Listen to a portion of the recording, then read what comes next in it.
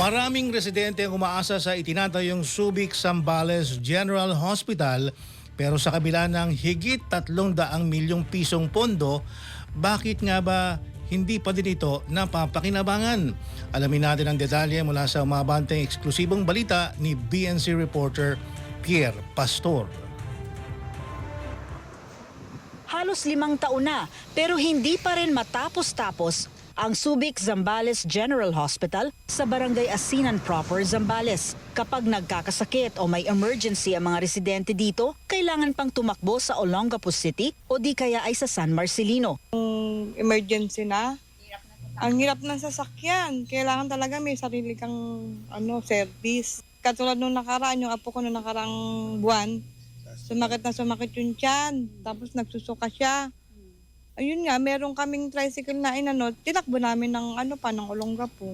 Malaking tulong sana kung may ospital na gaya nito na malapit sa kanila. Kaya lang, mukhang matatagalan pa bago ito mapakinabangan. Eleksyon, idediretso, itutuloy. Pag wala muna, stop. Yan ang napansin ng residenteng si Libay.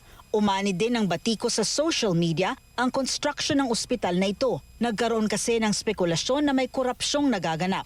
Nitong nagdaang linggo, nagbigay ng paliwanag ang local officials tungkol sa construction ng ospital na umaabot na ng 349 million pesos ang halaga. Kaya raw ito natatagalan dahil pabago-bago ang naging disenyo. Sa orihinal na plano, pang-infirmary na may 20-bed capacity lamang. Pero nang lumaon ay nadagdagan at naging 75-bed capacity na ang ospital. At nang inspeksyonin ng DOH ay ginawa pa itong 150-bed capacity dahil nakita umano nila na mas maraming pasyente ang dudulog dito mula Zambales, ilang bayan ng Olongapo at Bataan. Dahilan kaya nagbago na rin ang direksyon at budget ng proyekto. Nang puntahan ng Billionaire News Channel ang DPWH District Office, ayaw nilang sumagot sa mga tanong dahil may instructions daw sila na dapat ang kalihim na lamang ng DPWH ang maaring sumagot ng anumang media inquiry ng infrastructure projects. Matapos ng pagpapaliwanag ng mga opisyal, napansin daw ng mga residente na pinaspasan na ang construction at aasahan na raw na ito-turn over na ang completed hospital sa darating na Nobyembre ngayong taon.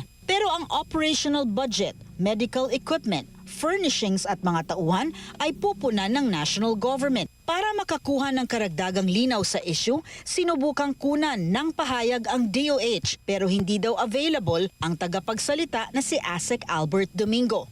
Para sa Abante, Pierre Pastor, Billionaire News Channel.